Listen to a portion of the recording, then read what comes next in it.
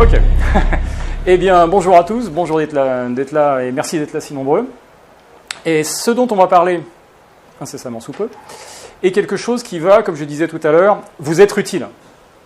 Vous être utile parce que ce qu'on va voir exposé, ce sont des faits qui vont vous permettre de devenir des leaders d'opinion sur le sujet islamique et de montrer aux gens que ce qui se passe en ce moment en France.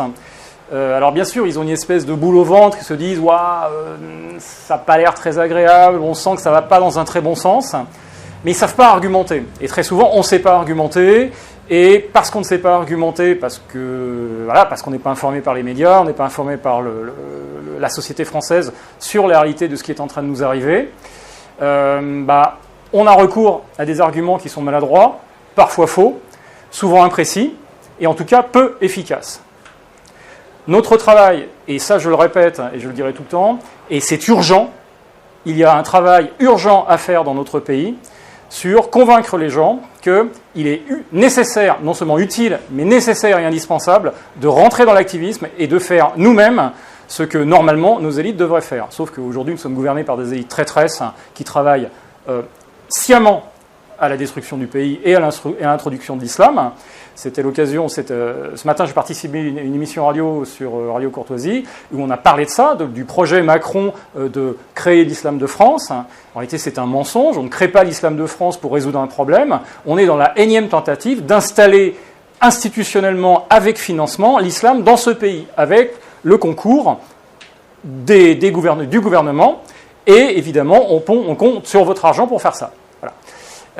Donc aujourd'hui, les gens qui nous dirigent, au lieu de protéger le pays, le démolissent, nous démolissent, et seront très probablement la cause des guerres civiles qui risquent de péter, et en tout cas des éléments très désagréables qui vont nous arriver, puisque l'arrivée de l'islam quelque part augure toujours d'événements très désagréables. Si vous n'en êtes pas convaincu, demandez à un Égyptien ce qui est arrivé chez eux, demandez aux Libanais ce qui est arrivé chez eux, demandez à toutes les personnes chez qui l'islam est arrivé, ça c'est toujours très mal fini pour les gens qui étaient là à l'origine. Voilà. Donc, je disais, ce qui va être exposé ici n'est pas issu de mon opinion. Je vais aujourd'hui vous parler de faits, de choses que vous pouvez exposer de manière certaine à des gens, en disant, voilà, c'est pas mon opinion, je dis pas ça parce que j'aime pas l'islam, que j'aime pas les musulmans, ou que j'aime pas ci, ou j'aime pas ça. Je te dis ça je vous dis ça parce que c'est vrai, c'est un élément que vous allez pouvoir vérifier, c'est un élément que vous allez pouvoir trouver sur Internet, bref, ce sont des choses objectives, ce sont des choses qui arrivent dans notre pays aujourd'hui, et ce sont des choses fondamentalement, mais viscéralement et fondamentalement, inacceptables. Voilà, et il convient, puisqu'encore une fois, nous ne sommes pas défendus par nos élites, mais au contraire, nos élites nous mettent la tête sous l'eau avec ce problème-là, donc il est inutile d'attendre que ça s'arrange, ça ne va pas s'arranger spontanément, et il est inutile d'attendre que les gens qui nous gouvernent arrangent les affaires. Aujourd'hui, les gens qui nous gouvernent font empirer sciemment la situation. Ok, donc on attaque dans le vif du sujet, et voilà, ce qui est en train de se passer chez nous, j'imagine que dans cette salle on en avait déjà une petite impression, c'est tout simplement une colonisation islamique de l'Europe, et une colonisation islamique de l'Europe beaucoup plus planifiée, beaucoup plus organisée, et beaucoup plus, large en termes de projets internationaux avec des acteurs internationaux que ce que les gens pensent bien. Très souvent, ils se disent, bon, il y a beaucoup d'immigrés, et comme il y a beaucoup d'immigrés, l'islam arrive, et puis voilà, les choses se font comme ça. Non, les choses ne se font pas comme ça. On nous fait quelque chose, nous sommes victimes d'une ingérence étrangère. Voilà. Donc, on va partir du général, et après on va rentrer un petit peu dans les détails, et surtout on va commencer par une sorte de mise à niveau, au début, de manière à ce que vous puissiez parler du sujet islamique en connaissance de cause. Très souvent, c'est un sujet sur lequel les gens racontent n'importe quoi, tout simplement parce qu'ils n'ont pas les infos. Voilà. Donc, nous sommes dans le cadre d'un affrontement. Voilà, je n'ai pas peur des mots, on n'est pas dans on est dans un jugement. Non, c'est un affrontement géopolitique et civilisationnel et qui a une dimension politique. Alors, géopolitique dans un premier temps, puisque tout simplement, on a un acteur, ce sont des gens identifiables, c'est pas un complot de mecs cachés sous l'Antarctique, ce sont des gens totalement identifiables, c'est en face de nous, on a l'OCI. L'OCI, c'est l'Organisation de la coopération islamique, c'est la deuxième plus grosse organisation internationale du monde, après l'ONU. Ça regroupe les 57 pays musulmans, Dans leur sein, on a l'Arabie Saoudite, on a des gens qui sont assis sur des flaques de pétrole, donc qui ont énormément d'argent sous le bras. Et surtout, on a un point commun entre tous ces gens-là, ils sont musulmans. Donc dans un premier temps, effectivement, dans une des parties, c'est l'OCI, et l'autre partie, je dirais, alors je ne le définirai pas très précisément, mais globalement c'est le monde occidental, c'est nous. Mais de manière, si on se pose au niveau religieux, c'est plus vaste que ça, c'est-à-dire qu'en réalité c'est le monde musulman contre tout le monde. Enfin bref, en ce qui nous concerne, nous, voilà, les problèmes des Pakistanais et des Népalais, c'est pas notre truc. Donc en ce qui nous concerne, on a deux parties prenantes, c'est le monde occidental, nous, et l'OCI.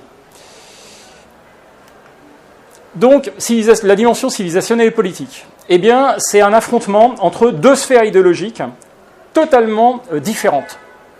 Et non seulement différentes, mais on pourrait être différentes mais compatibles, mais différentes, c'est différentes incompatibles, différentes et incompatibles, et différentes et, je dirais, en ce qui concerne la partie islamique, hostiles. Nous faisons face à un groupe civilisationnel hostile. Et on y reviendra tout à l'heure. Là j'ai l'impression que, vous avez peut-être l'impression que je donne mon opinion, mais on va argumenter pourquoi c'est hostile. Donc la sphère dite démocratique, alors encore une fois avec les guillemets, la démocratie conçue dans le sens le peuple a la possibilité de créer sa loi. Et l'autre sphère, qui est la sphère théocratique islamique, dans laquelle les gens sont soumis à la charia. On va revenir dans les définitions sur la mise à niveau au niveau de la charia de ce que c'est. Donc les gens sont soumis à la loi d'Allah, la charia. Et si on prend un petit peu de recul et qu'on prend vraiment les choses de très très haut, au niveau philosophique, c'est tout simplement un affrontement entre deux principes fondamentaux, mais totalement opposés, qui est le principe de liberté contre l'esclavage. Nous sommes les peuples libres, historiquement, nous sommes les peuples libres qui nous donnons nos lois. En face, on a un système dans lequel on ne choisit pas la loi qu'on subit et dans lequel on ne peut pas la modifier. C'est la définition de l'esclavage, c'est-à-dire vous subissez une loi que vous n'avez pas choisi et que vous ne pouvez pas modifier. Alors, plan islamique de colonisation de l'Europe, ça va commencer. Donc il y aura trois parties. Première, les définitions, un petit peu ce que je disais, la mise à niveau. Deuxième partie, les agents, qui sont les intervenants dans cette affaire-là. Qu'est-ce qui se passe chez nous? Qui sont les gens qui agissent chez nous? Et in fine, la stratégie en tant que telle. Il y a, à l'heure actuelle, une stratégie qui est mise en place chez nous. Alors, on attaque avec les définitions. On commence par un gros morceau, mais un morceau qui est absolument indispensable, dont on ne vous parle jamais dans les médias. On vous parle de l'islam, on vous parle des religions, on vous parle de tout un tas de trucs, mais on ne vous parle jamais de la charia. Jamais. Ce n'est pas des hommes politiques qui disent on a un problème, il y a des gens qui arrivent avec la charia chez nous. Mais c'est pourtant ça, le fond du problème. Le fond du problème, il est là. On a des gens qui arrivent avec un système, la charia. Alors qu'est-ce que c'est que la charia? Alors la charia, c'est un système total, c'est vraiment un système global, sociétal total, qui comprend un droit spécifique, une éthique, la soumission, et un comportement spécifique qui va avec. Bon, si vous n'êtes pas convaincu que les musulmans ont un comportement spécifique, c'est que vous ne regardez pas à la télé, que vous vivez sous un caillou. La charia a des caractéristiques qui sont fondamentales et qu'il est absolument important de comprendre, sinon on ne comprend rien à ce qui nous arrive. Alors, là, ce n'est pas, encore une fois, mon opinion. Ça, c'est simplement un résumé de ce que disent les textes musulmans d'eux-mêmes. C'est-à-dire que ça, c'est la définition de la charia selon elle-même. Les textes de charia, voilà. Ça, c'est un manuel de charia, certifié par l'université Al-Azhar.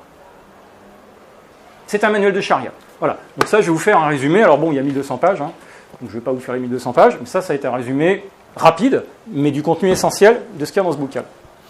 Donc, la charia est un système qui se définit lui-même comme supérieur. Pourquoi supérieur? C'est très simple, parce qu'il a été décidé par Dieu. La charia est une émanation de la volonté divine, donc elle est nécessairement d'essence supérieure, en tout cas largement supérieure à ce que peuvent décider des oiseaux qui sont élus pendant 5 ans. Ça, c'est certain, de leur point de vue, il n'y a pas de l'eau. Elle est immuable. Il faut savoir que la révélation islamique s'est faite du vivant du prophète Mahomet, qui s'est lui-même déclaré comme étant le sceau des prophètes, donc le dernier des prophètes. Or, le prophète, par définition, c'est la personne par qui parle Dieu aux humains. Donc, vu qu'il est le dernier prophète, Dieu ne peut plus parler aux humains, et donc la règle qui est transmise aux humains a été transmise à l'époque de Mahomet, et depuis qu'il est mort, Dieu ne peut plus parler aux humains, il ne peut plus y avoir de choses, parce que Dieu ne peut plus dire « Bon, ok, c'est bon les gars, finalement, vous avez le droit de boire de la bière ». il ne peut plus, il n'a plus le droit. La religion islamique, d'ailleurs, c'est assez amusant, c'est la seule religion qui interdit à son Dieu de parler. Donc elle est immuable, les structures de la charia, ce qui a été décidé par Dieu, personne ne peut le changer, puisque Dieu n'ayant plus le droit de parler, ne pouvant plus parler à personne, il ne peut plus dire les gars, j'ai changé d'avis sur tel et tel sujet. Donc ce qui a été révélé est révélé, point barre, terminé, c'est fini, ça ne bougera plus. Et surtout, personne n'a l'autorité pour modifier la loi de Dieu. Quel est l'humain, effectivement, qui pourrait avoir l'autorité en disant mais finalement non, Dieu a tort, on va changer ça. Ça n'existe pas. Elle est insécable. Alors, insécable, c'est un truc fondamental. Encore une fois, ça, vous ne l'entendrez jamais dans les médias, vous ne l'entendrez jamais dans la bouche des experts, vous ne l'entendrez jamais à la télévision, nulle part. Et pourtant, c'est quelque chose d'absolument fondamental. C'est-à-dire, elle est insécable. Qu'est-ce que c'est qu'insécable ? Quelque chose qu'on ne peut pas couper, quelque chose qu'on ne peut pas séparer. Si vous voulez une petite visualisation, c'est ça. C'est un bloc de granit. Voilà, c'est un bloc. Donc, la charia, quand on rentre dans le système de la charia, quand on considère la loi de la charia, qu'on considère surtout qu'on doit y obéir, on est obligé d'obéir à tout. On ne peut pas en refuser un petit morceau. Nous, les Occidentaux, on a un côté très libéral avec la religion. Comme disaient les Anglais, on fait du pick and choose, c'est-à-dire on choisit, ça se fait, ça je le fais pas, ça m'arrange, ça m'arrange pas. Et globalement, il n'y a pas de conséquences, personne ne va venir vous tuer. Dans l'islam, ça ne fonctionne pas comme ça. Dieu a dit, il faut faire ça, ça, ça, ça. Vous n'avez pas le droit d'en enlever un morceau. C'est pour ça que Tariq Ramadan, quand il fait son débat avec Sarkozy, ne dit pas, on va supprimer la lapidation. Il dit, on va faire un moratoire. On va attendre un petit peu. Mais on ne va pas l'enlever. Rien n'est enlevable. C'est un bloc. Et il faut comprendre toutes les lois, tous les règlements islamiques issus de la charia comme un ensemble cohérent. C'est-à-dire que quand vous voyez une petite bonne femme dans la rue avec son voile islamique, quand vous voyez une barquette de viande halal dans un magasin, c'est de la charia. Quand vous voyez un type de l'État islamique qui tranche la tête de quelqu'un, qui coupe une main, des familles qui tuent leurs enfants parce qu'ils veulent quitter l'islam, quand des apostats sont assassinés parce qu'ils quittent l'islam et que c'est interdit, quand vous voyez Charlie Hebdo, des gens qui sont assassinés parce qu'ils se sont moqués du prophète, tout ça, c'est de la charia. Et c'est de la charia au même niveau. Il ne faut pas croire que la lapidation, c'est un degré très intense de charia, que les musulmans trouvent dégoûtant, etc. Ça n'est pas plus ni moins de la charia qu'une barquette de poulet halal. C'est de la charia. C'est un bloc, ça fait partie du bloc. Donc il ne faut pas croire que parce qu'aujourd'hui, certaines personnes n'appliquent qu'une partie des règles de la charia, c'est-à-dire je porte un voile, je me promène déguisé en chamelier, ce genre de choses, ça va s'arrêter là. Ce sont les premières parties d'un tout qui va finir par arriver. Il faut savoir que dans le sultanat du Brunei, alors le sultanat du Brunei, c'est pas dans le Golfe, c'est en Indonésie, du côté de Bornéo. Ils viennent, au bout de 350 ans d'islamisation, de réintroduire la lapidation. Ça finit par arriver. Il dit, parce que d'ailleurs le sultan a dit, voilà, maintenant la société a suffisamment évolué, maintenant on peut clore le travail et introduire les dernières choses qui manquaient, notamment la lapidation. Donc ne croyez pas qu'en cédant sur un point, vous allez faire des gens heureux. Ok, allez-y, construisez une mosquée. Ok, allez-y, portez votre voile. Ok, allez-y, mangez du halal. Non, ça c'est juste une marche. Et après, une fois que vous avez concédé la première, ils vont demander la deuxième, puis la troisième, puis la quatrième. D'ailleurs, si vous ne croyez pas, regardez la situation de la France il y a 30 ans. Combien de voiles, combien de mosquées, combien de magasins halal, combien de nanas en niqab, combien de djihadistes exportés. C'est quelque chose qui arrive pas à pas chez vous. Et d'ailleurs, c'est ça la définition de l'islamisation. Donc, la charia est insécable. On ne peut pas en refuser un morceau. Quand on rentre dans le système de la charia et qu'on se dit, voilà, finalement, ma vie doit être gérée par la charia et on doit appliquer la charia, au début, peut-être que vous avez quelqu'un qui, sincèrement, pense que la lapidation, non, quand même, c'est un petit peu chaud. Mais peut-être que lui pense ça, mais la génération d'après, peut-être que les gens diront, quand même, la lapidation, ça fait partie des règles. Et ça finira par arriver. Donc le fait que vous ayez aujourd'hui des musulmans sincères qui vous disent « Mais non, quand même, l'islam, c'est un truc de paix », peut-être ils le croient. Sauf que c'est pas grave, on s'en fout de ce qu'ils croient. C'est pas parce que quelqu'un ignore les règles de football, qu'il joue n'importe comment au foot, que les règles de football n'existent pas. Les règles, elles existent et elles seront appliquées. Parce que quand on introduit les premières, on amène les deuxièmes, puis les troisièmes, puis les quatrièmes, et ça finit comme le sultanat du Brunei, où on rétablit, éventuellement après 350, c'est pas grave, on n'est pas pressé, mais les règles ne disparaissent pas. Donc l'argument qui vous sera opposé classiquement dans une discussion, oui, mais la charia n'est pas appliquée, où il y a plein de sortes d'islam, etc.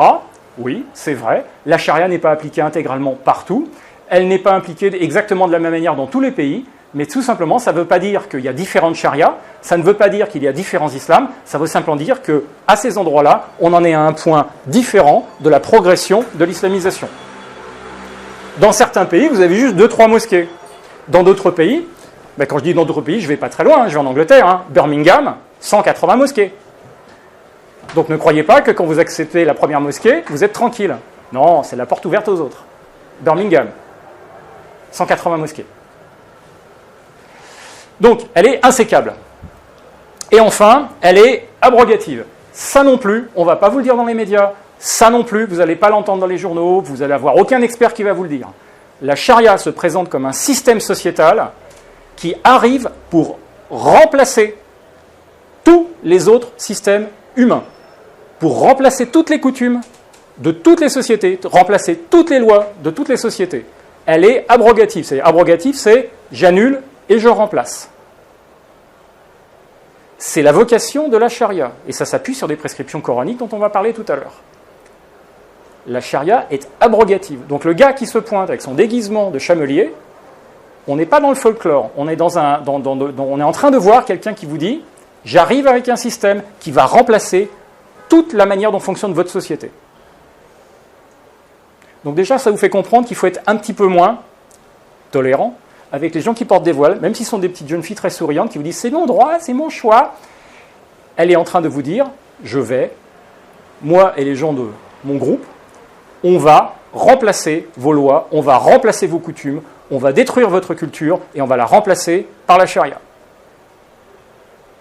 C'est ça que vous êtes en train de voir. Et c'est ça dont il faut être conscient. Donc quand vous êtes dans des discussions où les gens vous disent quand même, tu es un petit peu extrême, quand même c'est fils, ça fait du mal à personne quand même de porter un voile sur la tête, ça fait du mal à personne, c'est jamais qu'un morceau de tissu. Non, c'est pas un morceau de tissu, c'est un morceau de charia qui arrive chez vous. Et la charia, c'est très dangereux, ça tue des gens. Ça tue des gens qui sont des non-musulmans. D'ailleurs, ça tue des musulmans aussi. Donc, les 4 caractéristiques que vous devez avoir en tête au niveau de la charia, c'est supérieur, parce qu'elle arrive d'un Dieu, immuable, parce que personne n'a l'autorité pour la changer, insécable, c'est un bloc dont on finira par voir tous les morceaux, qu'on ne les voit pas aujourd'hui, c'est pas très grave, ils finiront par arriver, et enfin, abrogative, c'est qu'elle a vocation à remplacer tous les systèmes sociétaux existants sur la planète. Donc pas seulement l'Occident, je parlais de l'Occident tout à l'heure, mais c'est pas vrai, les Indiens, pareil, en Inde, c'est pareil, partout, toutes les coutumes non islamiques sont vouées, selon la doctrine islamique, à disparaître et à être remplacées par la loi qui a été ordonnée par Dieu pour l'humanité, c'est-à-dire la charia. Alors, les contenus de la charia, ils sont très divers. On est rapide, hein. Alors, encore une fois, ça vous ne le verrez non plus jamais à la télévision, jamais dans les médias, et jamais aucun expert ne va vous le dire non plus. Vous avez 2 types d'obligations. Une, alors celle-là, par contre, la première, on vous en parle, hein, parce qu'elle n'est pas super grave. Voilà, c'est les obligations individuelles. Et la deuxième, les obligations collectives, dont on ne vous parle pas. Donc les premières, c'est les obligations individuelles que vous connaissez probablement tous, c'est-à-dire la charia, la déclaration de foi, il n'y a de Dieu que Dieu et Allah est son prophète, donc ça fait de vous un musulman. Les 5 prières par jour, la zakat, c'est-à-dire alors, aujourd'hui, on nous pipote en nous parlant d'aumône. C'est l'aumône musulmane. Non, c'est pas l'aumône, c'est un impôt islamique. N'oublions pas, la charia et le système islamique est un système politico-religieux, c'est pas une religion. Donc, surtout, quand on parlait de l'islam, arrêtez de dire la religion. L'islam est une religion, la religion islamique, la religion des musulmans. C'est pas une religion, c'est une idéologie suprémaciste, antidémocratique. C'est un objet politique, d'ailleurs principalement politique. Alors, évidemment, il y a une composante religieuse dedans, parce qu'on vous dit, si vous obéissez à l'ordre islamique, vous allez avoir le Club Med. Mais c'est un système essentiellement politique, puisqu'il formate la société. Donc la zakat, c'est l'impôt islamique, puisqu'il est prévu dans l'idéologie islamique que les musulmans doivent contribuer monétairement au fonctionnement de l'État islamique. Le ramadan c'est de la charia, c'est une obligation musulmane. Et enfin, le pèlerinage. En théorie, on est censé faire au moins une fois dans sa vie le pèlerinage à la Mecque. Alors ça, c'est les trucs qu'on vous dit toujours, mais l'islam, c'est ça. Alors évidemment, ça ne paraît pas très méchant. Voilà une petite déclaration comme ça, des prières de temps en temps, un petit peu de sous qu'on donne à la mosquée, le ramadan, c'est le côté pâtisserie de la charia, hein, et puis le pèlerinage, bon après tout, ils ont bien le droit de se balader. Voilà, maintenant, les choses dont on ne vous parle pas, mais qui sont des obligations. Alors, obligation collective, je définis précisément ce que c'est qu'une obligation collective. Une obligation individuelle, c'est une obligation qui tombe sur chaque individu. Individuellement, chaque personne a l'obligation de faire ça. L'obligation collective, c'est une obligation qui tombe sur un groupe de gens. C'est-à-dire que les obligations qui vont être listées sont des obligations qui incombent au groupe. Individuellement, vous n'avez pas toujours nécessairement, vous, à faire la chose, mais il faut que le groupe duquel vous faites partie, donc le groupe de musulmans dans lequel vous êtes, génère cet effort et fasse cette obligation, sinon toute la communauté est en état de péché. Donc, obligation collective, avoir des chefs musulmans. Alors, pourquoi avoir des chefs musulmans? On est en parfaite logique avec ce que je disais tout à l'heure, puisque le système islamique étant un système supérieur, les musulmans ne peuvent pas être commandés et fonctionner selon les règles d'un système inférieur. Donc les chefs, les gens qui commandent les individus musulmans, doivent être musulmans, parce que sinon ça voudrait dire que des non-musulmans, qui donc appliquent des systèmes inférieurs et abrogés, auraient autorité sur les musulmans, ce qui est évidemment inacceptable. Donc les musulmans doivent avoir des chefs. Ils doivent avoir des juges. Alors, la charia, c'est aussi un droit. Il y a du droit islamique. Aujourd'hui, actuellement, dans le monde, il y a des universités, il y a des tribunaux islamiques dans le monde islamique, ils apprennent du droit islamique. Il y a du droit. Par exemple, couper la main des gens, c'est pas un truc de fou. C'est quelque chose qui est prévu dans des codes, comme ça. Le fait d'obliger sa femme à porter le voile, d'éventuellement d'avoir le droit de la battre, d'avoir le droit de la séquestrer, de l'empêcher de sortir de la maison, etc., c'est codifié. C'est codifié dans des manuels de charia comme ça. C'est du droit, donc il y a un droit. Or, encore une fois, le droit des mécréants a été abrogé par l'islam. Donc le droit des mécréants ne peut pas faire fonctionner des musulmans, puisque c'est un droit inférieur qui est issu de règles votées par des gens, donc ça n'a pas beaucoup de lois, puisque leurs lois, à eux, étaient votées par Dieu. Et donc, ils ont la nécessité d'avoir des juges. Alors d'où, encore une fois, rappel à la réalité, Angleterre, il y a déjà plus de 100 tribunaux de la charia qui existent, officiellement. En France, c'est pas officiel, mais quand même, dans beaucoup de mosquées, il y a des arrangements entre des gens, on va voir l'imam en disant voilà, qu'est-ce qu'il faut faire, etc. Il y a des gens qui donnent du droit. On a aujourd'hui des gens dans les instituts de formation pour les imams qui apprennent le droit matrimonial. Parce que le droit matrimonial islamique n'est pas le même que le droit matrimonial occidental. Voilà. Le fait que, par exemple, les femmes musulmanes n'aient pas le droit de se marier avec des non-musulmans, c'est pas une règle du droit français. C'est une règle de droit islamique. Et donc, il l'applique aujourd'hui chez nous. Essayez de vous marier, vous, en n'étant pas converti à une musulmane, ça va être vachement compliqué. Et si elle a des cousins un petit peu fâchés, il faut apprendre à courir vite. Hein. Voilà, donc avoir des juges. Le djihad. Alors, le fameux djihad qui, dans les médias, on nous explique, c'est un effort intérieur sur les passions. Page 599, le djihad militaire est une obligation pour les musulmans. C'est une obligation collective. Alors, le djihad, contrairement à ce que les gens disent, ce n'est pas vraiment une guerre sainte. C'est une guerre légale. Alors, je rappelle que ce livre est un livre de droit. C'est un livre de droit. Et dans le chapitre sur la justice, qui est le livre O, chapitre 9, il y a le djihad. Le djihad fait partie du droit islamique, le djihad fait partie le djihad militaire. Et ils en parlent, ils disent, voilà, le djihad, ça ne veut pas dire, ça c'est les luttes contre les passions, ça c'est le pipeau qu'on vous sort à la télé. Ça n'existe pas, ça. C'est issu d'un hadith qui n'est absolument pas authentique, enfin c'est n'importe quoi, c'est du pipeau pour occidental. Le djihad, c'est la guerre militaire pour imposer l'ordre islamique aux mécréants. Puisque, dans la perspective islamique, c'est comme une offre de la mafia. C'est-à-dire qu'on vous offre l'opportunité de rentrer dans l'ordre islamique, c'est-à-dire convertis-toi, mais en fonction de la réponse, de toute manière, la situation sera la même. C'est-à-dire que si vous dites non, je ne veux pas me convertir, eh bien on vous fait la guerre. Alors bon, il y a des variantes, c'est-à-dire si vous êtes juif ou chrétien, vous avez le droit de vous soumettre à l'ordre islamique, c'est-à-dire de rentrer dans l'ordre islamique avec un statut de dhimmi, donc un statut d'inférieur, dans lequel vous devez vous humilier, obéir aux musulmans, avoir des droits inférieurs. Donc ça, c'est la fameuse tolérance. On dit oui, l'islam, c'est très tolérant. Oui, ça tolère effectivement des juifs et des chrétiens, mais pas sur un statut d'égalité comme nous. C'est pas la tolérance islamique n'est pas la tolérance occidentale. La tolérance islamique, c'est je tolère que tu vives, mais avec un statut inférieur, l'obligation de payer un racket chaque année en t'humiliant, et surtout, n'oublie pas, tu n'es pas de chef. Et si tu désobéis à une des règles du contrat, alors il y a tout un tas de règles sur la dignitude, c'est la peine de mort. Parce que c'est considéré comme une révolte. Donc, c'est une offre de la mafia, tu dois rentrer dans l'ordre islamique, alors soit ça se passe de manière souriante, c'est-à-dire que tu te convertis à l'islam, soit ça ne se passe pas d'une manière souriante, et dans ces cas-là, c'est le djihad, puisque le djihad, en réalité, sert à détruire le pouvoir des mécréants, de manière à ce que la société devienne une société qui permette la prédication islamique. Encore une fois, très souvent, les gens croient que le djihad, ça vous force à vous convertir. Non. Le djihad sert à détruire la puissance des mécréants, à installer une société qui est commandée par les musulmans, de manière à ce que les musulmans puissent vivre avec des chefs et des juges selon leurs règles, ce qui n'aurait pas possible dans une société de mécréants, et surtout qu'ils puissent établir une société dans laquelle la prédication islamique se fasse totalement librement, et que donc, peu à peu, les mécréants soient convertis. Donc, le djihad n'est pas un effort violent pour vous convertir, c'est un effort violent pour détruire l'autorité des mécréants, et mettre en place l'ordre islamique dans lequel certains mécréants ont le droit de vivre, mais pas tous. Par exemple, si vous n'êtes pas juif, si vous n'êtes pas chrétien, vous êtes un hindouiste ou un athée, alors là, le choix, c'est conversion ou la mort. Donc le djihad, guerre légale, prévue, c'est une obligation collective des musulmans.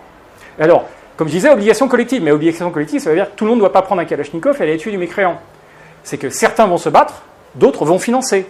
Les troisièmes vont organiser la logistique, les quatrièmes vont soutenir, et les cinquièmes vont dire que ça n'existe pas. Voilà. Donc l'idée, c'est qu'on doit soutenir l'effort de guerre visant à la destruction du pouvoir des mécréants. C'est un devoir. Le califat. Le califat est une obligation de la charia, puisque certaines lois de la charia ne peuvent être mises en place que dans le cadre d'un califat.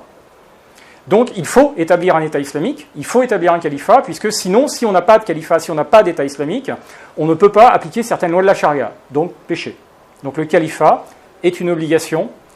D'ailleurs, le califat fait partie des objectifs des frères musulmans, qui sont présents en France, les gens de l'UOIF, c'est la branche française des frères musulmans. Les frères musulmans ont comme perspective, ont comme objectif, ça fait partie de leur devise, instaurer la charia et rétablir le califat.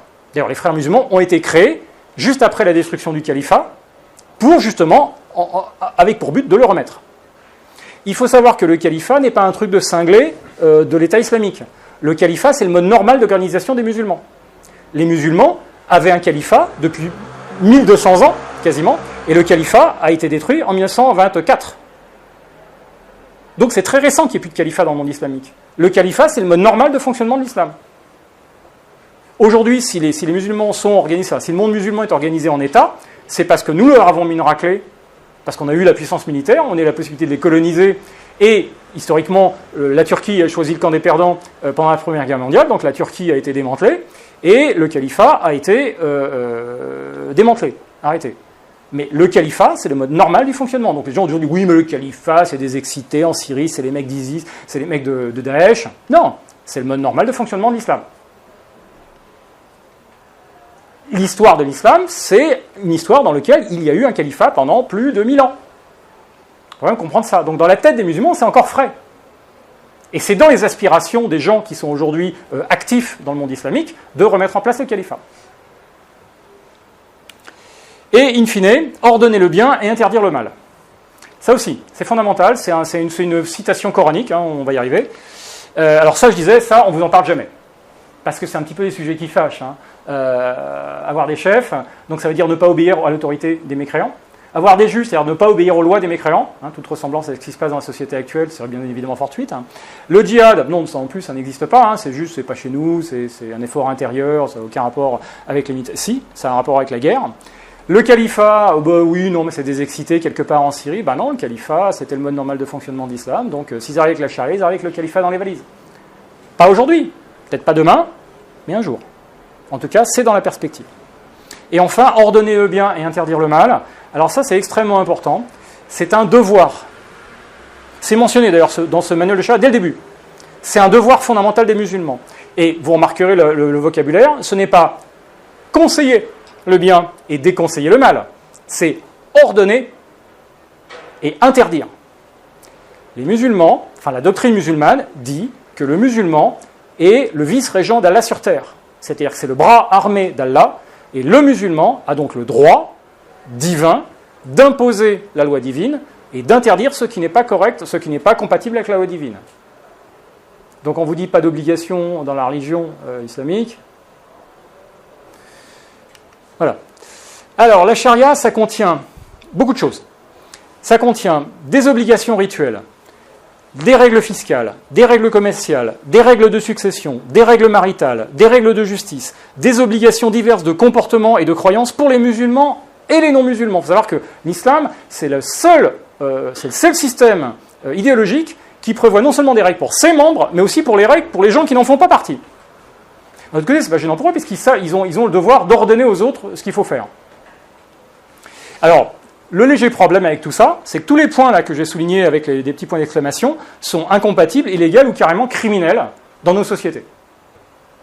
Une des règles toutes bêtes de l'islam, c'est « vous quittez l'islam, on vous tue ». Apostasie, peine de mort.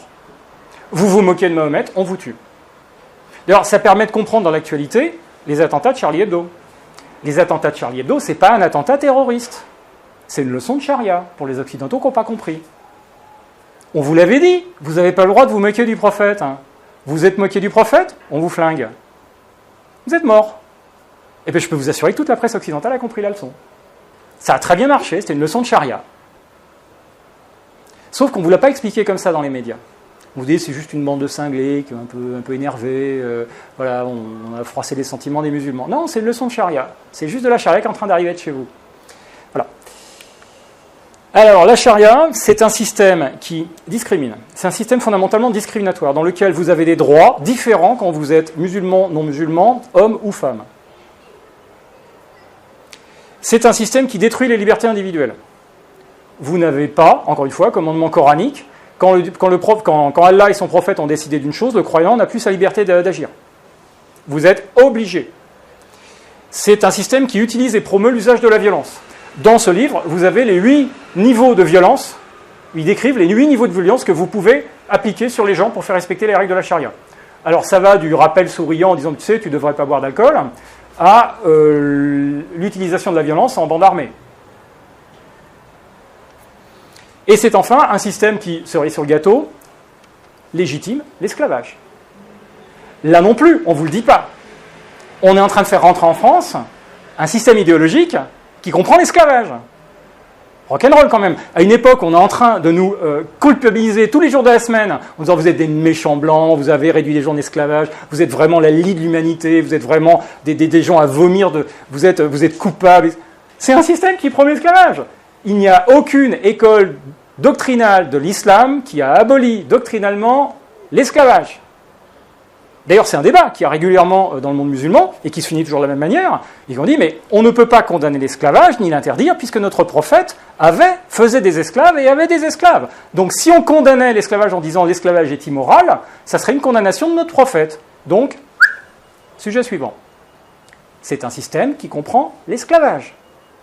Donc ça, quand même, dans une discussion, je peux vous assurer que ça fait il y a un léger silence en général quand vous sortez ça. Bah oui. D'ailleurs, quand vous remarquez les systèmes, dès que vous avez des gens un peu excités qui remettent des trucs type califat en place, par exemple au Daghestan, en Russie, en Syrie, avec Daesh, qu'est-ce qu'on voit apparaître? Les marchés aux esclaves. Les marchés aux esclaves. C'est consubstantiel à l'islam.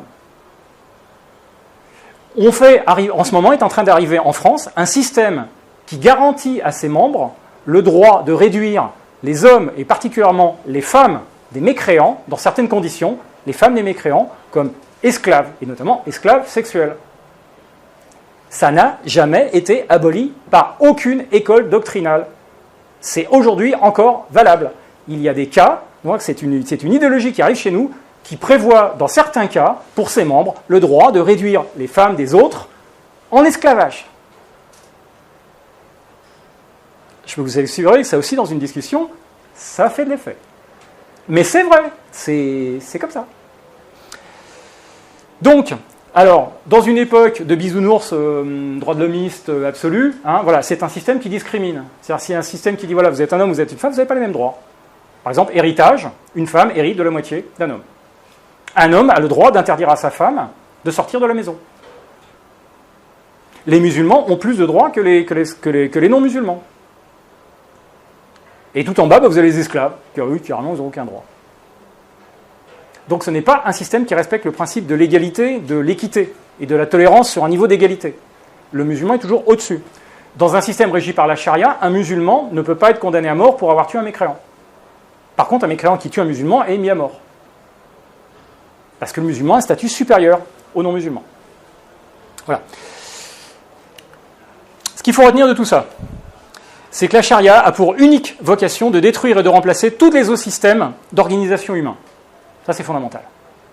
Donc, quand quelqu'un arrive chez vous avec un voile, même si c'est quelqu'un de super gentil et souriant, il arrive avec ça. Parce que rappelez-vous, le bloc de ciment, le bloc de béton, ça fait partie d'un ensemble. C'est la première partie. Vous acceptez ça, le reste va venir. Et enfin, si on veut parler de droit positif européen, quelque chose de absolument très droit de l'homiste, etc., Cour européenne des droits de l'homme, 13 février 2003, dans un jugement officiel sur un cas turc, justement l'État turc avait interdit un parti islamiste, ça c'était avant l'arrivée d'Erdogan, la charia est incompatible avec les principes démocratiques. Alors ça, c'est pas une opinion, ça c'est du droit positif, hein, c'est-à-dire que les jugements de la Cour européenne des droits de l'homme, en plus c'est la haute chambre, donc vraiment le truc le plus top, ça s'impose à nos États. Les jugements de la Cour européenne des droits de l'homme juge des États, juge des lois, dit au pays, ça c'est vrai, ça marche, ça marche pas, ça c'est acceptable, ça ne l'est pas. C'est un jugement officiel, ça fait partie du droit positif européen. La charia est incompatible avec les principes démocratiques. Ça, c'est pas votre opinion, c'est du fait juridique établi, certain, solide.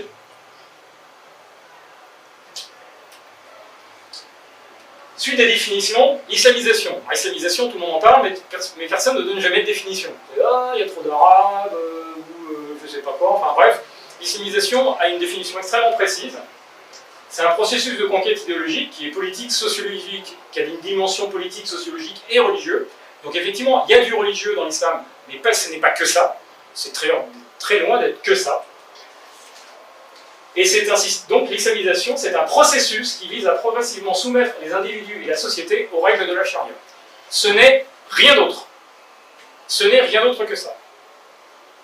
Vous voyez du voile, vous voyez de la barquette de poulet halal, vous voyez des mosquées se construire, vous voyez des gens qui font le ramadan, vous voyez des gens qui disent tiens, salam alaikum, vous voyez des gens déguisés en chamelier, c'est de la charia qui est en train d'arriver chez vous. Ça fait partie d'un processus.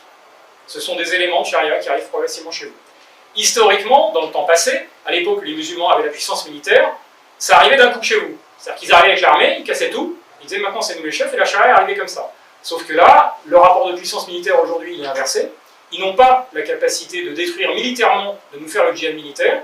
Donc qu'est-ce qu'ils font? Eh ben, ils coupent le petit truc, ils coupent la charia en petits morceaux, et ils nous la font rentrer progressivement.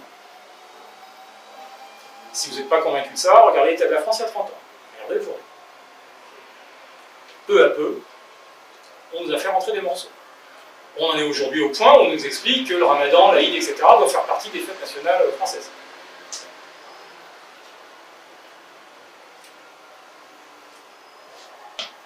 Donc c'est un processus qui vise à la destruction des sociétés mécréantes afin d'instaurer l'ordre islamique. Voilà. Fonctionner selon la charia, c'est rentrer dans l'ordre islamique. Alors, les symptômes, c'est ça, hein.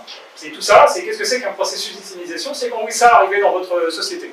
Donc, la disparition du cours dans les magasins, persécution des apostats, les salutations islamiques, des restrictions matrimoniales, des contestations d'usage et de tradition, l'arrivée des mosquées, l'Aïd el-Kébir, le ramadan, le mariage des mineurs, la ségrégation sociale, disparition d'alcool, les fameux crimes d'honneur, c'est-à-dire, tiens, ma fille, elle sort avec un gars qui n'est pas musulman, on la jette par la fenêtre, mutilation génitale féminine, l'interdiction de la critique de l'islam, le port de la robe islamique, la circoncision, la finance islamique, le halal, les mariages forcés, l'homophobie, etc., etc., etc. Tout ça, c'est de la charia. C'est le bloc dont on parlait tout à l'heure. Ce ne sont pas, contrairement à ce que vous nous faire croire aujourd'hui, c'est mon choix, mais c'est juste le port du voile, ou c'est juste le port de la barbe. Non, ça fait partie d'un ensemble. Donc, le côté, oui, mais c'est mon choix, non, c'est pas son choix. C'est une règle de la charia. Ce n'est pas son choix. C'est un choix qui lui est imposé par un système, qui ne lui donne pas le choix. Alors, les agents. Eh bien, tout à l'heure, je parlais d'un affrontement. Un affrontement, ça veut dire qu'on est en guerre.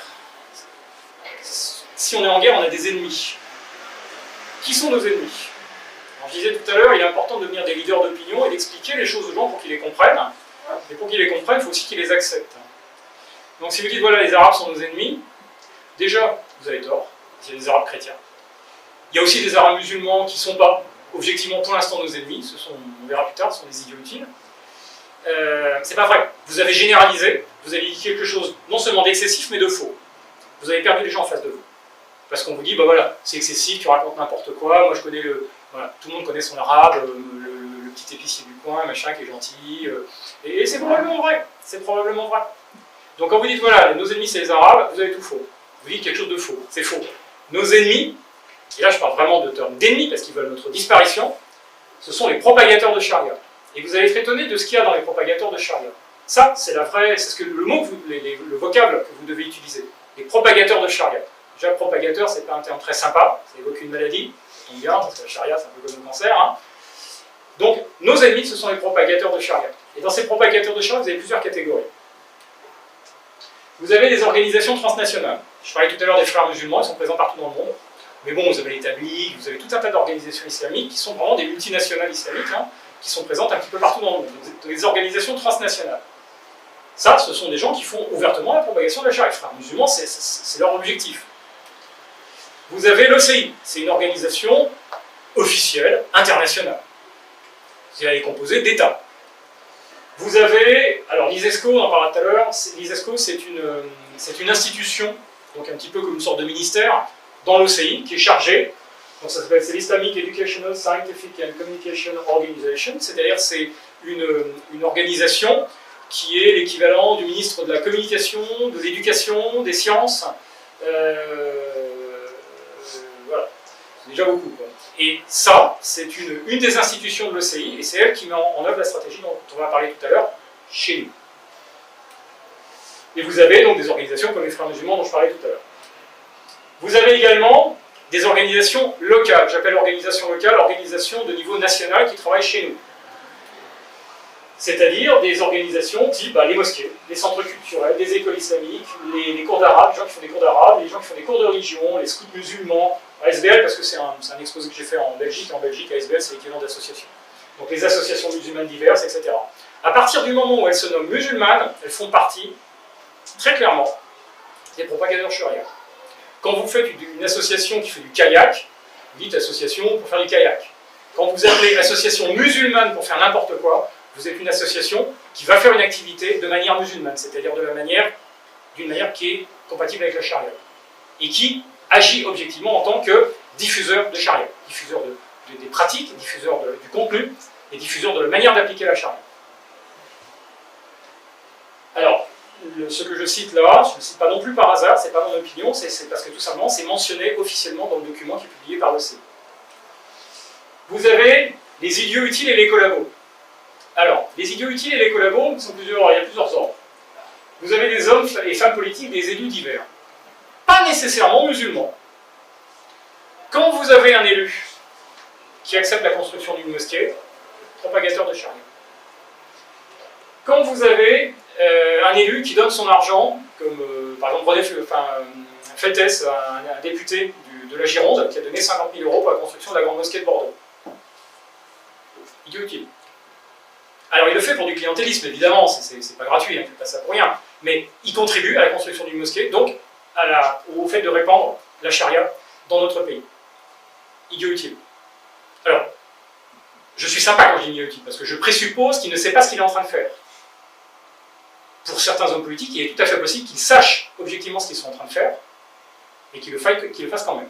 Donc là, ce n'est pas des idiots utiles, c'est vraiment des traîtres. Enfin, on ira tout à l'heure. Vous avez les médias. Alors, tous les médias qui vous diffusent de la fausse information à tour de bras sur l'islam. Le ramadan, fête conviviale, la fausse connaissance que tout le monde a de l'islam et qui est véhiculée par les médias. L'islam, c'est un truc tolérant, c'est très divers, pipeau. Ils aident à la diffusion de la charia. en ne donnant pas les vraies informations et en faisant la promotion d'un système islamique qui contient la charia. Quand on explique que la charia devient une fête traditionnelle française, promotion de la charia. Et ces gens-là, vous remarquerez, ne sont pas musulmans. Ils ne sont pas musulmans. Et enfin, commerçants et industriels.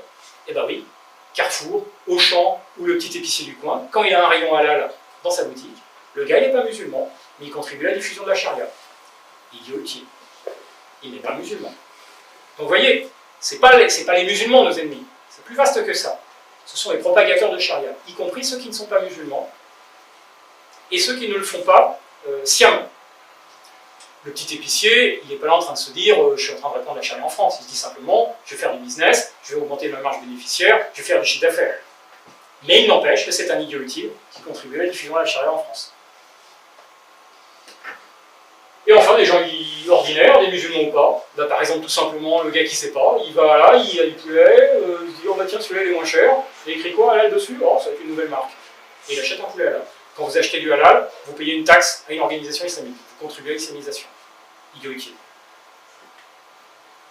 Pareil pour les musulmans. Il y a tout un tas de musulmans qui sont persuadés que le halal, il faut manger halal, on les a persuadés qu'il fallait manger halal, et que le halal c'est meilleur pour la santé, patati patata, mais ils n'ont pas, eux, envie, personnellement, d'établir la charia, de couper la tête des gens et de tuer les mécréants. Ce sont des gens tout à fait raisonnables, sympathiques éventuellement, voilà, des gens normaux. Mais ils contribuent à l'arrivée de la charia. Et donc, in fine, à la destruction des mécréants, à la lapidation et à tout ça. Ils ne le veulent pas. Mais ils achètent halal, idiot utile. Donc, propagateur de charia, musulman ou pas. Et enfin oui, je passais rapidement, je l'ai pas évoqué, mais voilà, ceux qui le font, par contre, en sachant ce qu'ils sont en train de faire, eux, ce sont soit des collabos, soit des traîtres. Mais en tout cas, nos ennemis. Alors, il y a des organisations musulmanes, hein. Les gars qui font, par exemple, qui organisent la certification halal, eux sont des islamistes qui savent très bien ce qu'ils font. Eux, il n'y a aucun doute, ils savent ce qu'ils font. Ils savent ce qu'ils font. Donc eux sont carrément des ennemis. Alors, partie 3, on va attaquer le gros du morceau. Ce qui est appliqué, je vous parlais tout à l'heure d'une ingérence étrangère, hostile dans notre pays. Et bien c'est ça.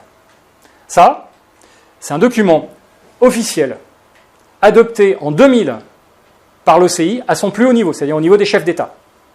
C'est un document qui a été voté, approuvé et qui est mis en application chez nous. C'est un document que vous pouvez consulter parce qu'il est en français. Il faut savoir que l'OCI est une organisation internationale qui a 3 langues officielles, l'arabe, l'anglais et le français. Donc si vous allez sur le site de l'ISESCO, j'ai quelques captures d'écran, je vous montrerai ça, vous allez pouvoir trouver ce document et le lire vous-même. Bon, alors je vous préviens, c'est un petit peu étouffe chrétien, ça fait 119 pages, le style n'est pas terrible, mais quand vous avez tamisé le baratin et les trucs un petit peu inutiles, vous avez quand même trouvé quelques pépites dont je vous en ai sorti quelques-unes. Donc, alors, stratégie de l'action islamique culturelle à l'extérieur du monde islamique. Alors, vous noterez que c'est culturel. Alors, il précise bien dans ce document que s'il se présentait de manière politique, comme un projet politique, ça ne serait pas accepté dans les pays occidentaux. Bah oui. Eh les gars, on est une organisation, on amène la charia chez vous. Et on a le projet de remplacer toutes vos lois par la charia. Je veux bien qu'on ait beaucoup de collabos ici, mais ça serait un petit peu dur à avaler. Par contre, ils disent, mais si c'est culturel, en Europe, on peut tout faire si c'est culturel. Donc, bah, c'est culturel. Voilà, donc tout est culturel, et comme c'est culturel, bah, on peut faire ce qu'on veut. Et ils le disent, hein, de manière parfaitement analytique, ils disent, bah, si c'était politique, ça ne serait pas accepté, ça serait trop gros. Donc, eh ben, on évite le champ politique, et on dit que c'est culturel. Mais finalement, on fait la même chose. Donc, ça s'appelle stratégie de l'action islamique culturelle à l'extérieur du monde islamique, c'est-à-dire que eux, ils ont des... Donc ça, c'est produit par l'ISESCO, dont on va parler tout à l'heure rapidement. Et donc, ils ont édité tout un tas de stratégies, donc qui sont appliquées par l'OCI dans les pays islamiques. Et ça, bah, c'est ce qui s'applique hors du monde islamique, c'est-à-dire chez nous. Alors, ici, c'est écrit en petit, mais c'est stratégie adoptée par la 9e conférence islamique au sommet, tenue à Doha, État du Qatar, 2000. Donc 2000, c'était il y a quand même 18 ans. Alors ça, c'est un screenshot hein, du site de l'ISESCO. Alors l'ISESCO, c'est une institution de l'OCI. Donc ça, c'est le siège social à Rabat. Et si vous voulez trouver... Alors, je me suis aperçu que là, j'ai regardé ce matin encore, ils viennent de modifier un petit peu leur site. Donc ce que je vous dis là n'est pas tout à fait vrai, mais si vous farfouillez, vous cherchez stratégie, vous allez le trouver quand même. Mais donc, si vous regardez, donc, vous allez sur le site de l'ISESCO, vous tapez l'ISESCO, Et vous tombez là-dessus. Ensuite, vous scrollez un petit peu, vous scrollez vers le bas. C'est là où ça a un petit peu changé. Et vous aviez document de référence. Vous cliquez ça, en réalité c'est un bouton. Vous cliquez là-dessus. Ça fait apparaître une liste de documents téléchargeables. Et le document qui nous intéresse, c'est celui-ci, que vous pouvez donc downloader, télécharger, de manière à l'avoir chez vous, pour le lire. Donc, je vous demande de ne pas me faire confiance, de considérer que potentiellement je raconte n'importe quoi, et d'aller vous-même vérifier ce que je vais dire. Voilà, ce que je veux dire est sorti du document. Vous avez quand même trouvé la même chose à la sortie. Mais je ne vous demande pas de me faire confiance. Encore une fois, ce n'est pas mon opinion, ce sont des faits. C'est un document officiel publié par les gens eux-mêmes. Voilà. Alors, ce qu'on peut remarquer, donc, c'est que l'ISESCO, donc, islamique, machin et compagnie, donc Organisation islamique pour l'éducation, les sciences et la culture, en français, ça fait partie, ça c'est l'organigramme de l'OCI. Et bien l'ISESCO, il est là, l'ISESCO, et c'est une institution spécialisée, donc c'est-à-dire que les institutions de l'OCI sont chargées de mettre en œuvre les stratégies de l'OCI. Voilà. Voilà. L'OCI a des institutions qui mettent en œuvre ces programmes. Donc la stratégie dont je vais vous parler est un programme qui a été voté et qui est donc mis en œuvre chez nous. Alors l'ISESCO, voilà, c'est pas un petit truc, hein, c'est pas une petite caverne au Pakistan avec 3 cinglés qui mangent des champignons. Hein. C'est un truc institutionnel, c'est énorme. C'est la plus grosse d'ailleurs institution de l'OCI, la plus importante en nombre. Et voilà, c'est son adresse avec le numéro de téléphone. Donc ça existe. C'est pas un canular, c'est pas un fake news. Ça existe l'ISESCO. Alors, qu'est-ce qu'on trouve là-dedans? Surtout, qu'est-ce qu'on peut voir? Déjà, dès la page de garde, on voit plusieurs choses. On peut remarquer donc la date, 2000, et on voit dès les premières pages de l'introduction qu'avant de rédiger cette stratégie, ils ont fait toute une série de consultations en Europe. Donc ça commence du 7 au 9 mai 1993 à Château-Chinon, en France. Et donc ensuite, ils vont à Madrid, à Bruxelles, à Zagreb, à Utrecht, à Potsdam, à Grenade, à Milan, à Graz en Autriche. Il faut savoir qu'il y a eu d'autres réunions. Alors ça, c'est les réunions qui concernent l'Europe. Mais il y a exactement la même chose pour l'Amérique du Sud et l'Asie. Donc c'est vraiment un truc mondial. On remarquera que la première réunion se passe à Château-Chinon. Château-Chinon, pour ceux qui ne savent pas, c'est le siège, c'est le QG des Frères musulmans en France. Château-Chinon a été donné par la femme de Mitterrand aux Frères musulmans. C'est un centre de formation dans lequel ils forment les imams et qui est sous la haute présidence et direction de Al-Qaradawi. Al-Qaradawi, c'est le prêcheur vedette des Frères musulmans. C'est le maître à penser des Frères musulmans. On remarquera donc la connexion directe avec les Frères musulmans, ça c'est le logo des Frères musulmans. Et surtout, on remarquera une chose. Première réunion, du 7 au 9 mai 1993. Ça fait 25 ans que ces gens sont en train de mijoter ce qui est en train d'arriver chez nous. Ça fait 25 ans que cette affaire-là est sur les rails. Je vous disais tout à l'heure, c'est pas un truc qui arrive comme ça. Ça fait 25 ans que les gens planifient ce qui est en train d'arriver chez nous. Parce qu'il faut savoir une chose, c'est que cette stratégie a été demandée à l'OCI par les organisations européennes, qui se sont aperçues que les enfants musulmans qui vivaient en Occident, en réalité, subissaient une influence occidentale. Ils allaient à l'école, ils fréquentaient des occidentaux, ils allaient à l'école occidentale, ils regardaient les médias, la télévision occidentale, et donc ils s'acculturaient quelque part. C'est ce qu'on appelle le processus d'assimilation. Et ça les a rendus malades et très inquiets en disant « mais ça va pas du tout. Ça va pas du tout. Ils sont en train de devenir occidentaux, nos mouflets. Il faut faire quelque chose. » Et donc ils ont appelé au secours l'OCI en disant « il faut absolument que vous veniez nous aider pour empêcher ce phénomène d'assimilation. Nous devons rester musulmans, nous ne devons pas devenir des occidentaux. » Alors il faut quand même savoir que les gens qui... Voilà, ce sont les directeurs des centres culturels, des gens qui reçoivent des subventions. Donc c'est vraiment le serpent qu'on a réchauffé en notre sein. Hein. Voilà. Donc ça fait 25 ans que cette affaire-là mijote. Donc 2000, c'est simplement c'est le moment où cette stratégie a été mise au point de manière... c'était une collaboration entre les associations européennes et les gens de l'OCI. Ils ont mis cette mouture en place, ils ont pondu un texte. Le texte a été voté au niveau international et après il est appliqué chez nous. Alors, je vais résumer en vraiment quelques planches très rapides les 119 pages du document. Donc il y a plus que ça, mais c'est vraiment les points principaux. Donc les buts de ces stratégies islamiques sont au niveau individuel, empêcher l'assimilation. Empêcher l'assimilation. et faire en sorte que l'individu applique les règles de la charia. Ça, c'est un extrait. C'est une copie d'écran. Ainsi donc, au niveau de l'individu, la stratégie a pour objectif d'édifier la personnalité de l'être musulman dont les spécificités sont l'engagement à respecter les commandements d'Allah, ses prohibitions, de se parer de l'éthique islamique généreuse et tolérante, c'est écrit par des musulmans, fondée sur le bien, le droit, l'équité, le devoir d'agir dans le cadre de la charia, qui repose sur deux principes, ordonner le bien, prohiber le blâmable. On retombe sur l'intérêt. Alors, le mot charia est présent dans le texte. On vous dit, ça c'est censé s'appliquer chez nous. C'est-à-dire qu'on vous dit, l'engagement donc de l'individu à respecter les commandements d'Allah, ses prohibitions, de se parer de l'éthique enfin en gros d'appliquer les règles islamiques, qui sont les règles de la charia. C'est écrit, charia, et qui repose sur deux principes, ordonner le bien et prohiber le blâmable. Alors ça on va en parler, c'est maintenant qu'on en parle. C'est un verset coranique, donc le verset 3 de la sourate 3, verset 110. Vous êtes la meilleure communauté qu'on ait fait surgir pour les hommes, vous ordonnez le convenable, interdisez le blâmable et croyez à Allah. Si les gens du livre croyaient, les gens du livre c'est les juifs et les chrétiens, si les gens du livre croyaient, ce serait meilleur pour eux, il y en a qui ont la foi, mais la plupart d'entre eux sont des pervers. Donc ça c'est pour le vivre ensemble. Donc vous noterez, ordonnez, interdisez. C'est un commandement coranique. Donc on retrouve ce que je disais tout à l'heure. Ordonner le bien, interdire le mal. Les buts de la stratégie islamique au niveau collectif. Eh bien c'est simple. Empêcher l'assimilation, fonctionner selon les règles de la charia. On ne peut pas leur reprocher un manque de cohérence. Screenshot du document lui-même.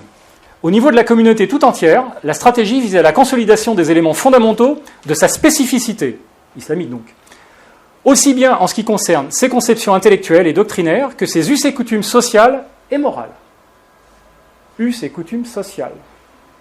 C'est-à-dire qu'ils vous disent, la manière dont vous vivez chez nous, dont vous vivez chez vous, ça ne nous intéresse pas.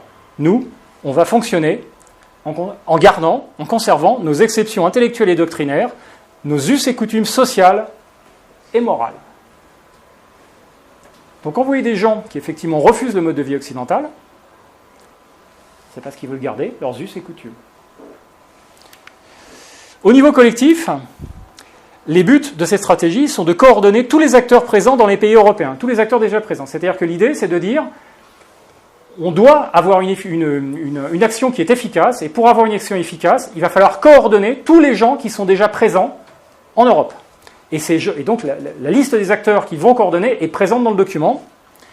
Donc, la stratégie de l'action culturelle islamique tend à définir le cadre global pour élaborer un programme visant à protéger l'identité civilisationnelle et culturelle islamique des enfants des musulmans, expatriés donc, et à coordonner. Alors, notez quand même que nous, en France, on considère que les enfants des musulmans sont nos citoyens. Eux, ils désignent les enfants des musulmans qui vivent chez nous, donc éventuellement des gens de 3e voire 4e génération, comme les enfants des musulmans expatriés. D'ailleurs, nous sommes qualifiés de pays hôtes. Nous sommes le pays hôte, nous accueillons des communautés musulmanes. Voilà. Donc, à coordonner les prises de position entre les acteurs de l'action culturelle islamique en dehors du monde islamique. Et quels acteurs? On peut se dire, mais quels sont ces fameux acteurs? Eh bien, les acteurs sont listés. Ce sont les mosquées, les centres culturels, les écoles islamiques, les cours d'arabe. Et enfin, les cours de religion et tous les lieux de rencontre et d'activités musulmanes. Voilà. Cette stratégie a pour objectif de prendre le contrôle, et de coordonner l'activité de tous ces gens-là. Vous remarquerez quand même que dans ces trucs-là, il n'y a pas que les mosquées.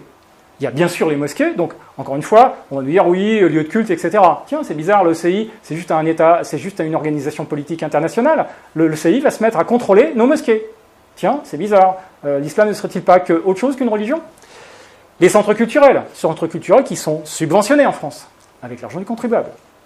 Les écoles islamiques qui commencent à champignoner un petit peu partout. D'ailleurs, il faut savoir que 80% des écoles islamiques qui sont construites en France sont construites par des organisations appartenant aux frères musulmans, affiliées à l'UOIF.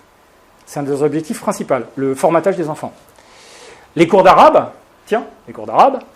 les cours de religion, ben ça, on pouvait s'en douter, et enfin des lieux de rencontres et d'activités diverses. Donc, globalement, on chapeaute tout ce qui est musulman dans tous les pays européens. Alors, désolé du pavé, mais c'est quand même important de... Voilà, ça c'est le texte C'est le texte. Alors c'est le texte de la version anglaise, parce que moi j'ai découvert ce document à l'origine sous sa version anglaise. Et j'ai découvert, notamment en lisant après la version française, que la version française était édulcorée par rapport à la version anglaise. Et que c'était assez intéressant, parce qu'il y a des termes qui disparaissaient dans la version française. Je pense tout simplement que le français étant moins répandu, ils ont été obligés de faire traduire ce document par des gens qui vivaient en France, donc qui connaissaient la France et qui se disaient « si on écrit ça, ça va être problématique ». Alors que l'anglais, dans le monde, tout le monde parle l'anglais, donc je pense que ce document a été traduit de l'arabe par des Arabes dans les pays arabes. Et donc ils n'ont pas pris les précautions que nous, en France, un musulman français, se sentirait obligé de prendre pour protéger l'action. Donc les pays occidentaux ont réalisé depuis longtemps que les problèmes de l'immigration ne peuvent pas être gérés individuellement. Donc, les pays occidentaux ont commencé à coordonner et à unifier leurs politiques et stratégies concernant l'immigration. C'est effectivement ce qu'on est en train de voir. Les musulmans vivant hors du monde islamique, en conséquence, devraient établir un plan uniforme établissant les perspectives de leur présence là-bas. Donc là-bas, c'est chez nous, c'est l'Europe. Cette stratégie doit viser à pourvoir aux conditions nécessaires pour les individus des communautés musulmanes afin qu'ils occupent des positions clés des sociétés hautes, chez nous, dans les domaines économiques, culturels, politiques, ou informationnel. J'attire votre attention sur cette phrase finale. Afin qu'ils occupent des positions clés des sociétés hautes dans les domaines économiques, culturels, politiques et informationnels. C'est-à-dire que ce sont des gens qui nous disent « votre culture, on n'en veut pas, on ne veut pas s'assimiler, nous ne voulons pas être comme vous, mais on va quand même prendre des positions clés dans votre société ».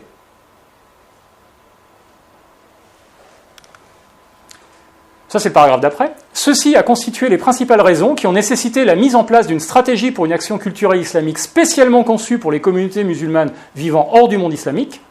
Ces raisons, comme nous avons vu, émanent du fait qu'ils vivent dans un environnement non musulman. Et elles constituent la ligne de front à la frontière entre cette nation, donc la nation islamique, et l'Occident. Donc, vous noterez quand même que les gens de l'ECI considèrent des gens que nous considérons comme nos citoyens, comme des communautés islamiques constituant la ligne de front entre la nation islamique et l'Occident. Ceci est un document officiel. On vous parle de nation islamique. Elle est où la religion, là ? On n'est pas dans une problématique religieuse dans cette affaire-là.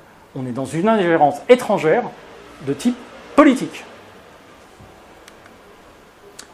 Donc les perspectives posées par cette stratégie, c'est-à-dire qu'il y a des buts, mais voilà, vers quoi on va. Et donc, elles visent donc à une implantation et une expansion irréversible. Extrait du texte. Après avoir remarqué que l'expansion de l'islam en Occident connaît des proportions quantitatives et qualitatives de plus en plus importantes, on a remarqué aussi, on peut conclure qu'il est devenu une réalité, fait partie de son paysage culturel et social, qu'il y a maintenant des racines qui s'enfoncent de plus en plus profondément dans le sol, si bien qu'elles sont de plus en plus difficiles à arracher que ne le pensent certains. Cette expansion étant irréversible, la présence de l'islam en Europe affronte néanmoins de grands défis et des résistances farouches. Alors ça, c'est le texte français. Le texte anglais disait, et formulait la chose de manière légèrement différente. Elle parlait des racines de l'islam qui avait pris ses racines et qui est dorénavant impossible à arracher. Le texte français est un petit peu édulcoré. Et donc, quand ils parlent de résistance farouche, ils parlent des musulmans en disant leur attachement, donc l'attachement des musulmans, au lieu de leur cohabitation. Alors, encore une fois, voilà, les citoyens français sont simplement considérés comme des musulmans qui cohabitent avec nous sur le territoire, sur des territoires hors d'islam. Donc, leur attachement au lieu de leur cohabitation, c'est-à-dire en gros aux endroits où ils vivent, avec la conviction que ces lieux sont leur point de fixation au pays où ils vivent, permettra la réalisation de certains desseins, dont l'élimination des courants contradictoires auxquels ils sont exposés. Et enfin, et ça c'est quand même, j'ai mis parce que c'est savoureux, et un sentiment de sérénité, de stabilité, de confiance mutuelle. C'est-à-dire qu'une fois qu'on a éradiqué tous les gens qui n'étaient pas d'accord avec nous, eh bien on peut enfin bénéficier d'un sentiment de sérénité en se disant « Ah, quand même, la paix islamique, c'est quand même un truc génial. » C'est fantastique quand même, c'est extraordinaire, c'est juste géant. Donc cette perspective prévoit donc un plan d'ingérence continue venu de l'étranger. Là, encore une fois, extrait du document lui-même. La vision stratégique et prospectiviste de l'islam requiert des actions qui favorisent son établissement, son implantation durable en dehors du monde islamique, de la manière qui concorde le mieux avec les situations nouvelles qu'il a acquises dans cette région, et qui est illustrée par sa fixation et celle des musulmans en Europe d'une façon stable durable et irréversible. Donc il parle d'une vision stratégique et prospective qui requiert des actions. Et parmi ces actions, il y a donc la préparation d'un plan rigoureux visant le soutien d'intellectuels et d'éducateurs objectifs. Alors, objectifs, c'est-à-dire ayant une bonne idée de l'islam. C'est écrit par des musulmans. Donc, et d'éducateurs objectifs pour convaincre les autorités éducatives occidentales à suivre l'exemple de la Belgique, de l'Autriche, de la Hollande, de l'Espagne et de la région Alsace, avec un Z, en France, et de certains cantons en Allemagne, et de permettre d'intégrer des cours d'éducation islamique dans les programmes officiels de l'école occidentale. Ceci, en plus de la revendication d'insérer la langue arabe parmi les langues vivantes optionnelles dans les écoles officielles. Toute ressemblance avec un personnage issu de la communauté islamique ayant pris un poste clé dans une société occidentale serait évidemment purement fortuite.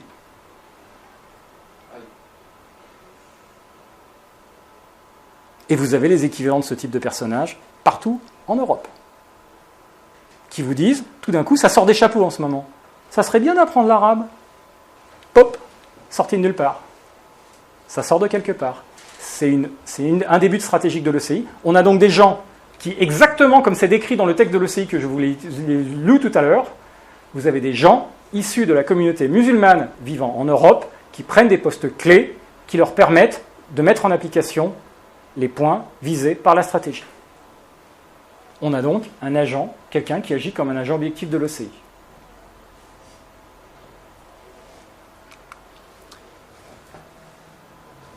Texte du VEC, l'enseignement de l'arabe devrait être étendu à tous les enfants des communautés musulmanes d'Europe, puisque c'est le langage du Saint-Coran et le pilier de l'identité civilisationnelle.